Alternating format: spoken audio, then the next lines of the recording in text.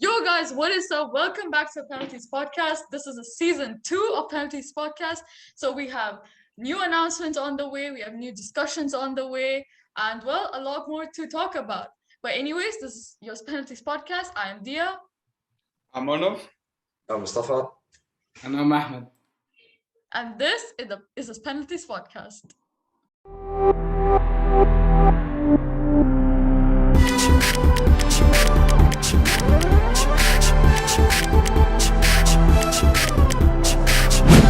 Okay, well, season 2, we have a lot to talk about for this episode, and let's dive right into it. So first up, we have a game. We'll do analysis for that. Mustafa, we need a little bit insight with the United Wolves game. How did that turn about? What were your reactions to it? What were the stats like? I mean, where do you start, really? I mean, it's almost like new manager, same old. Like the players are still the same players, same bottlers, nothing new. The manager, the thing is, it was different with Oli because we did not have anything to go off on when he first joined. Like it was like he was completely new, right? But with Ragnick, we know what he done. We know what type of play, how he wants to play, how what he tells his players to do. And when the players are performing like how they did before, I mean, obviously the manager is does like he deserves some blame and he will receive it. But the players need to step up. Like the players they need to show that it was not their fault all they got sacked. It was the manager's fault. They need to protect themselves almost because if it stays like this, they're really gonna hurt their careers and it's gonna hurt the football club massively. I mean, I still was gonna talk about Ragnick. First of all, the formation that he played, uh, Mhm. it doesn't work. It doesn't work in the Premier League. Playing the 4-4-2, that 4-2-2 thing. I don't know. I mean, perhaps I hope he proves me wrong, but I don't think that formation works in the Premier League, especially pushing Bruno out to the side, even though he didn't start. But the formation that he started with, he's almost playing with three strikers. He was playing with Rashford. Wait, let me say. I don't want to say any. Right. We have the team was Cavani, basically Ronaldo, and Ruben, Cavani. Yeah. three strikers on the pitch with Sancho, and Sancho, who hasn't had the best starts of the season, he's our main source of creativity. Which Mhm. I don't know why he even dropped Bruno. I think that was a very stupid move from him. And also special mention to Phil Jones, which in my opinion was man of the match performance after almost Yeah. 2 years out. Man of the match performance for me. Yeah, And yeah, honestly. that's all I have to say. Arnav, would you agree with that? Do you have a general consensus with that? Do you think like it is more towards the manager's fault, or are players just not motivated? What are your thoughts on the whole game? I mean, everyone on here knows that I was a massive Oli advocate, right? And I think one of my biggest defenses for him was that when are we going to start looking at the players? I think even towards the end of Jose's reign, we kind of kicked him out because we were like, he's not the right man to take us forward. The club was like, let's get someone who knows the club, who knows the culture, who's been with Sir Alex, right? Mhm. And we got him in. We had a good run of form, as we call the honeymoon period, and then we fell off, and then we sacked him again. And this core of players that we still have at the club, we still offer them new contracts. We still keep them here, and managers still leaving. And I think it's time we look at the manager. Of course, you do, but you have to not look at those core players, and you have to be like, they have to leave. You have to push them out. You need to now create a new core of players that comes in. Players actually care about the club, who give Yeah, their I all. fully agree. I mean, because when Oli was here, I always said it wasn't the players' fault. I kept saying the players, we have world-class talent at the club, and if they're not playing well, that means it's the manager's fault. But now, as I've seen a couple games after Oli has been gone, and we've actually gotten a good, proper manager, I think it's time the people start looking at the players rather than the manager. The manager is gone anyway in about 5 months, so I don't think we need to focus on him much. We need to focus on the players that are not showing up, that are not playing for their like up to their standards, up to what you expect them to when you play for Manchester United. I think this is where I was kind of happy with the Ragnick appointment, was that fact that even though he's only here for 6 months, it's the fact he's going to be here behind the scene for 2 years, which kind of puts more of the highlight on the players itself, because whichever manager now comes in, you have the full backing of Ragnick behind you because he was the one who signed him in. So I think players might be not, well, One thing I want to say first of all that the players are a disgrace, by the way, because like as Arnav was saying before, when Oli joined, we did have this honeymoon period that lasted a while, and then eventually it dwindled down, just like how they all end up. But they didn't even give this manager a honeymoon period. That's how comfortable they were under Oli. Because Oli was there, you know, Mr. Nice Guy, next to him, arm around their shoulders, 10, oh yeah, okay, with all this stuff. When Ragnar comes, the players start complaining about training being too late. Are you joking? Are you joking? I'm not even laughing. This is not even meant to be a joke. It's a disgrace. These players are so spoiled because of the manager. That I think no matter which manager came in after Oli, they would have failed or they wouldn't have done how they expected to because the players got so comfortable doing whatever they want under that manager that I'm not saying I blame him because he's gone now. I don't want to keep speaking about him, but they got so comfortable that they're even players that get hundreds of thousands of money like every week are complaining about training being too late. It's a disgrace, honestly. I don't know. They didn't even give him. They only give him a 30-minute honeymoon period against Crystal Palace. That's all they gave him. Yeah. And now they're back. Yeah. Now they're back to playing like a bunch of idiots. So I mean, now it's the irony. It's the irony the players have created. Under Ole, the training wasn't too technical. There wasn't too much effort being put in training. Now you got a manager who's putting the effort. Oh, it's too hot. Like you can't have it both ways. It's like It's actually these players are pathetic. You see, your players have high expectations of winning the Premier League and being always top of the league, always going up to semi-finals, finals in the Champions League. But they're not putting the effort in to show that they actually won that. Our players do their talking off the pitch rather than on the pitch. Like Maguire always saying, "Oh, I'm a leader. I'm the leader of that dressing room." Rashford, as much as I love him, posting essays every week after he plays bad. I don't want you to do that. I don't want you to apologize to me. I don't want you to tell me that you're positive. I want you to show me on the pitch. I'm tired of seeing players every week on to the next one, or they're making excuses. I want to see you on the pitch perform, getting us 3 points every week, playing the best you can, giving your 100. Ahmed, I have a question for you, Ahmed, specifically. We were talking about letting go some core players. In your eyes, who are some core players that you think should leave if United does want to keep in that high standards that the players are also expecting? McTominay is one. I think Maguire should be another one.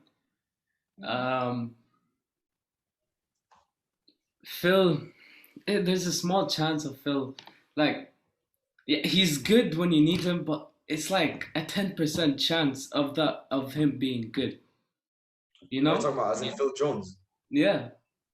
Oh yeah, no, of course. I mean Phil Jones. I mean, wait, I'll let you continue, Ahmed. Sorry for cutting in, but I mean Phil Jones last year as well. He comes in, plays one good, like he was playing so well against Sheffield United. I think it was 2 years ago.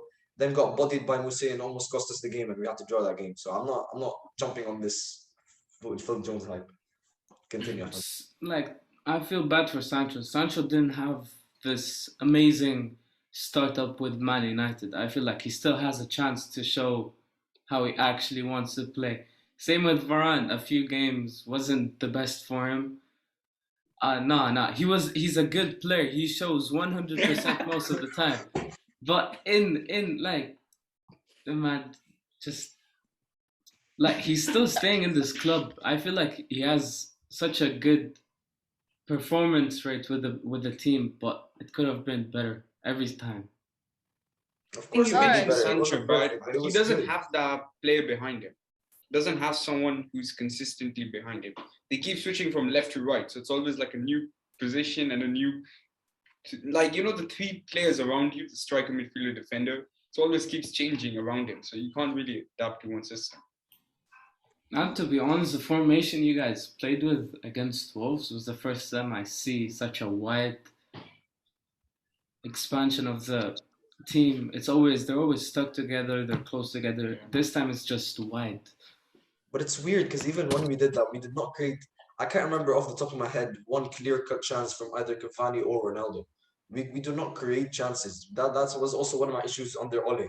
And I thought stuff would change, but also even with this new manager, we still cannot create at least like 2 or 3 clear-cut chances for our strikers. Like it's all well and good to have Cristiano Ronaldo, one of the best players in the history of football, and Cavani, who's also one of the greats. But if you're not giving them chances, what do you expect them to do? So we are talking about players and how they've been contributing to teams and new players coming in. So let's talk about the transfer news. Arnav, Would you like to head into that? Well, honestly, with the January transfer window starting, we've had some real big signings that have come on him. I think one of the teams that's been making headlines now everywhere is Aston Villa, you know. Over the December period, they got a new manager in, Steven Gerrard, and he's immediately come in, used the January transfer window and gone Phil Coutinho from Barcelona on a loan until the end of the season. And he signed Lucas Digne for 25 million from Everton. I mean, those are really good signings for Is there Aston a buy Villa, you know, option like or obligation to buy on the Coutinho deal, or is it? I don't think there is. I don't Because I'm think pretty there sure I is at saw all. that they have the option to buy him for 33 million or something like that, which is a bargain. By the I way. wouldn't be surprised if Barcelona put that clause into his contract because they They are need looking the to money get at rid the of end of the him. day. They They need do the need money the because, money, like, they still haven't paid Liverpool the money they need to for the deal. Like, I think you guys, Barcelona, still have not paid one of the two clauses that are there. basically. So Aston Villa obviously are making headlines. Newcastle recently, like I think 2-3 hours ago, announced Chris Yeah. Wood from Burnley on a 25 million deal, and I think this is the first signing. No, not the first. They signed Trippier as well from Atletico Madrid. Yeah, Mhm. again, two big signings for them. You know, improving the defense as well as the attack as well. So I think overall for those two clubs, it's a good signings. I think it could help elevate them into maybe into a midfield battle. For Aston Villa get further than that. Yeah, I So know, we but I know think Coutinho is used to like the Premier League. He's been in Liverpool. Do you think under the team of Aston Villa and under like Gerrard's leadership, would he succeed as well as he did in Liverpool? I just want to say the teams that he used to play in Liverpool when he used to be amazing was we're like on this level of team. Like the Liverpool were not the same as they are now. They're like he left once they started getting good, which is ironic because he carried them. Like if, so, I wouldn't be surprised if he turns to Yeah. be an amazing player. To be honest with you, I think for Coutinho, one of the biggest like advantages for him is that you have a manager who actually backs you, knows you, and believes in you. You and know, played with him as unlike well. in Barcelona, you won't be kicked around the squad. You're coming into that Aston Villa team as the star player, as someone who knows Steven Gerrard. You've played with Gerrard before, and I think that relationship between those two will really help him. Coutinho will know the manager backs him and knows that he'll come into the team with everyone looking, being like, yeah, this is the guy who's performed here before. So I think for him, it's a really good move. And I think he can be really beneficial for Aston Villa. Yeah. And Liverpool has had some good signings as well. Do you think this increases the level of threat to like the top of the league, perhaps, Ahmed? You see, Liverpool's always a threat, but with the signings, they're still a good team, and with the signings, it puts them up a bit more. But it's gonna be hard for the new signings to play a lot. I'm confused. What signings? For Um, Newcastle. Oh, I thought you said Liverpool. Oh, sorry. Oh, no, I'm sorry. I'm sorry. No, no, no. Yeah, is Newcastle in a new headspace? Would Yeah, I they? mean, I think the well, them purchasing Chris Wood's a very smart, like not even just because Chris Wood's a good footballer, it's because they Burnley are also in what's it called, in the relegation relegation battle with battle. them. So they're what's it called, taking a big threat away, which will give, like, I think it's also a strategic from Newcastle to weaken their rivals while improving themselves as well. Yeah, yeah. So now moving on to another big game that happened was the City and Arsenal game. Ahmed, would you like to lead on to that? I can say this, and I can say that everyone enjoyed that game. It was amazing from both teams. I was surprised when Arsenal actually played good and scored that beautiful goal by Saka. The communication was out and better than any other team. Their passes were quick, easy, and they know exactly where they were putting the ball at. Saka, amazing finish by him. But then there were them stupid, reckless tackles by Arsenal, which then gave them a penalty, which then tied them up. To be honest, I see VAR has no straight way of saying that's a foul or not. Like with Man City taking that pen, yeah, it's a foul, it's a penalty for sure. But when it came to Arsenal, when they had the chance to get a penalty and getting a 2-0 lead, it wasn't a penalty for some reason, even though it was a clear pen. And That's it. It then was soft. it was soft. That's what I'm saying. The VAR has no straight answer to if it's a pen or not, or if it's a foul or not. Like Yeah. it's everyone's been saying this VAR has been helping, but to a certain amount. Like it's still being controlled by people at the back and seeing if it's like a clear tackle or if it's not, or does he really mean it? It's petty fouls. Okay. And then Mustafa, what did you think about the game? I mean, it was a game for the neutrals for sure. I mean, as a person that doesn't like either team, I was enjoying that game a lot. It was a very nice game. But from an Arsenal fan point of view, I would be so disappointed with that because Mm. they showed their best side and their worst side today. That first half, I didn't know if I was watching Arsenal or Prime Barcelona, to be honest with you. It was an extremely dominant performance. Man City could not have a shot on target against Arsenal. Can you believe that? The Man City have been destroying Arsenal for how many years now, and they could not have one shot on target the entire half. And then they go into the second half with their heads held high, and then they do what Arsenal do. They they bottled it. They what's it? They that there's so many moments like on another day Arsenal would have won that game. The penalty on Odegaard, in my opinion, is I know it's soft, but it was a penalty. And that Gabriel, I don't know what he was doing, what he was thinking, trying to push Jesus, or I don't know what he was doing, but it was like it was so I don't know how to explain it. They fully shot themselves in the foot. They could have easily on another day if Yeah. they had more experience in that team, they would have walked away with 3 points that game. It was I don't know, but and also So Martinelli, how did Martinelli miss that? How did he miss that? I cannot believe how did he miss that? It's not. It's like this guy. He's been on form. He's playing well, but Mhm. you cannot miss that against Manchester City, the Yeah, you champions, can't. in front of Yeah. goal. Whether it's your weak foot or your strong foot or your knee, you cannot miss from there.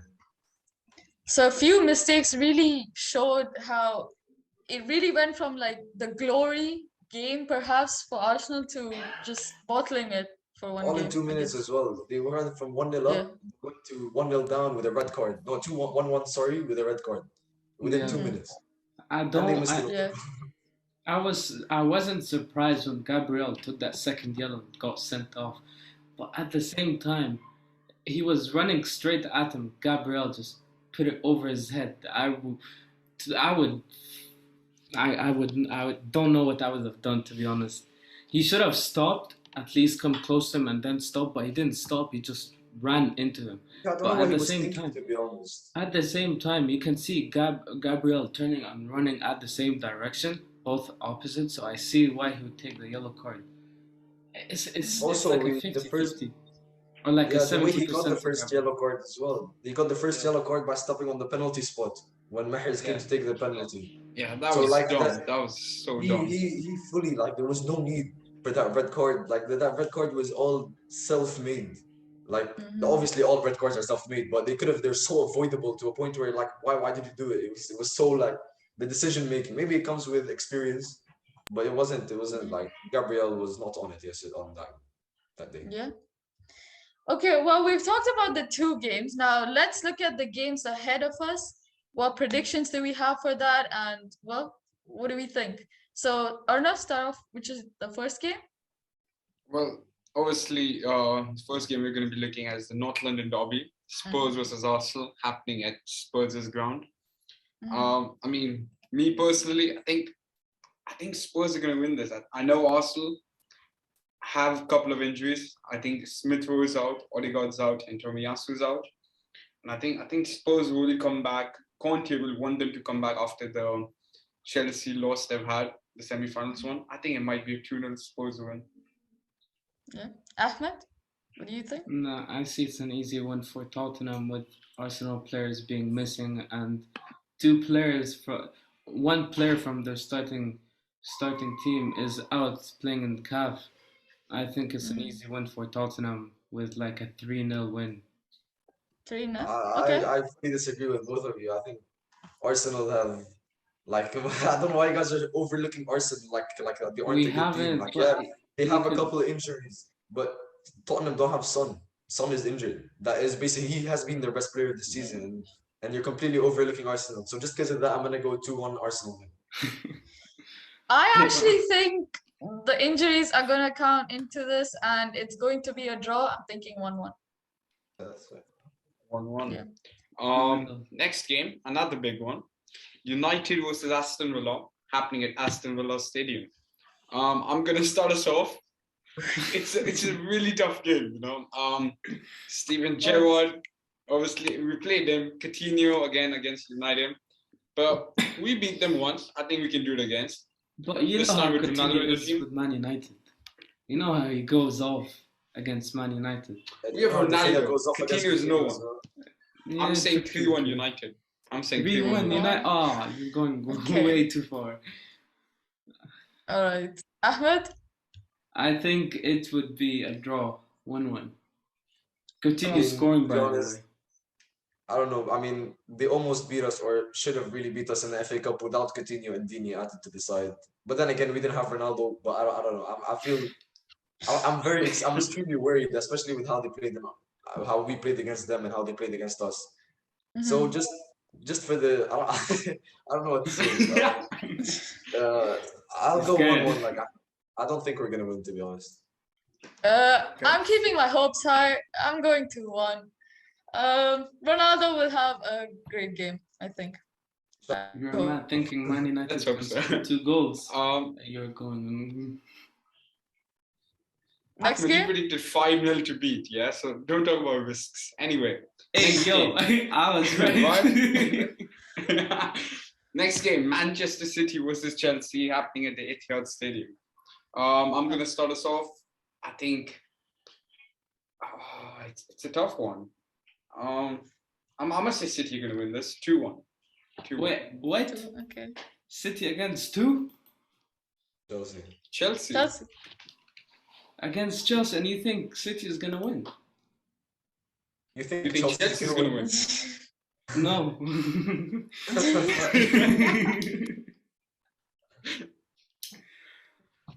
To be honest, I want Chelsea to draw. But at the same time, it's Chelsea we're talking about. They're winning by luck. Ahmed, what's your prediction? Come on. Yeah, just give us the prediction. 2-0 Man City. Okay. I mean, I don't know. These games are so difficult to call, but I mean, Chelsea have not been impressive for the past couple of weeks. I don't Mhm. know. I'll go 1-1 draw. I'm sitting on the fence today. I'm sitting on the fence today. It's a 19% chance for Chelsea to win that game. Yeah, no, they're not winning the game, but Yeah, they're not- And a 23% chance for a draw. Yeah. I think City are on too good of a run. I feel like it's I'm gonna gonna go 2-0 to City. 2-0. Clean Yeah. sheet. Right. And our final game this week, it's going to be a bit easier to predict than the last three. Wolves versus Southampton, happening at the Wolves Stadium. Southampton, obviously, they beat Brentford 4-1. And Wolves, I mean, they beat United 1-0. So, I mean, again, I think it's going to be a draw. I'm saying 1-1. Wolves haven't been at their best. We've seen them play. Last year, they were at their up there. best. They just beat United last week, bro. Yeah, Just beat beat United, United. bro. Oh, come on. You know, United. Oh, haven't don't been- even go there, bro. what? You can't disagree with me. You can't But still, disagree they with beat me. United and they played very well. They played had to very play very well well. to beat us as well. They played played extremely well that game. They play amazing against Man City, Chelsea, Arsenal, Liverpool, Tottenham, Yeah, Man I see your United. point there. But then when it comes to Leicester City, Southampton, Brighton, it's like, oh yeah, okay, maybe it's a 50-50. So, I see your point. So what do you? I think it's a draw 1-1. Okay. I was Mustafa? gonna say 1-1, but just because he said that, I'm gonna go 2-1 Southampton. 2-1 Southampton. Southampton. I've been impressed. I watched that game against Brentford. They played very well. I think the striker called Borja or something like that. He's very I'm impressed with him. I like him. Your prediction? I'm gonna go 1-1. I don't see a winner out of that. 1-1. The amount of 1-1s that's happened this game week. You guys are predicting a very boring game week this time. No, I'm not gonna go crazy with a 5-0 for City against Chelsea. I'm gonna go 10-0 maybe. But You predicted 2-1-1s. You predicted 2-1-1s. Yeah. Well, if that is that all our predictions? Yeah, that's it. Okay, so with that, that's all our predictions, our discussion. But as I said, we have new announcements that we would like to let you all know. So one thing, we are now out on Spotify and Anchor. So make sure you follow us on all of those platforms and to get notified of our episodes and enjoy it over there. But along with that, we also have another member into our group. We have Sophia Ushari, who is the graphic designer of our team, who has designed the logo. So a big round of applause to her as well. Shout out for this episode. And yeah, that's about it. We'll see you next episode. This has been the Penalties Podcast, signing off. Goodbye.